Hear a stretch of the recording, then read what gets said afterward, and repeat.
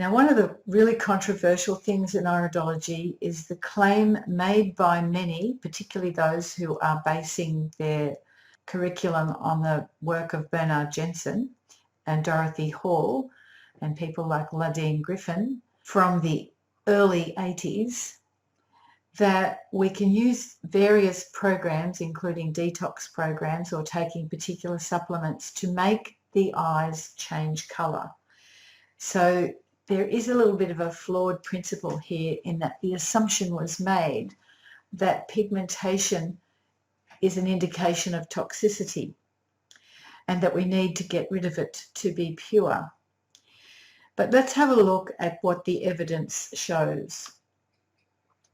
I'm taking some case histories that I've taken from the internet, and this was under a post where they claimed to have had a remarkable colour change from February 2011 to May 2013. And I mean, at first glance, this is an extraordinary eye colour change. But I'm wanting to teach you to be more like an investigator. I want you to be rational. I want you to look at the eyes and ask yourself, are we comparing apples with apples in this instance? So what differences can you see between the top image and the lower image?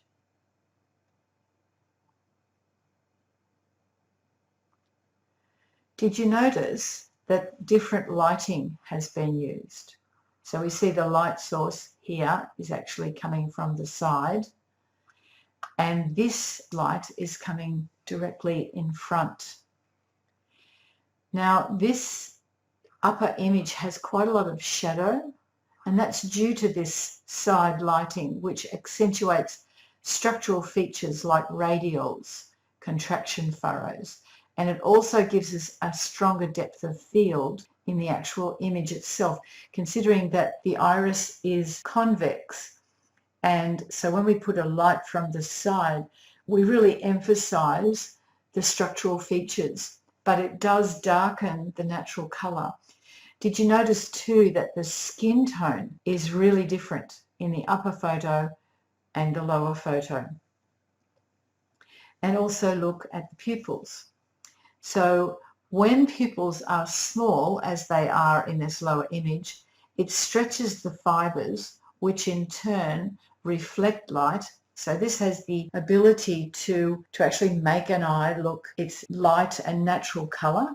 Did you notice also that the pupil in the image on the top is much larger than the one on the bottom?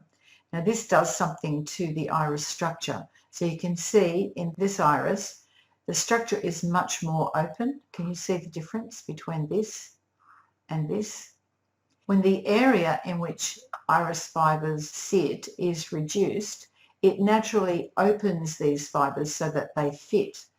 And in effect, this makes the whole texture of the iris more porous, and it means that the iris will absorb light. So it will be darker than an image where you've got a small pupil. Now, notwithstanding, look at the different colour in skin tone.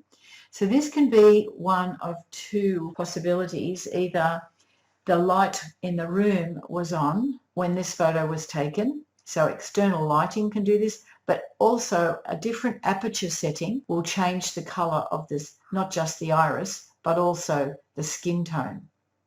Is it really evidence of iris colour change when the data has been collected using totally different parameters?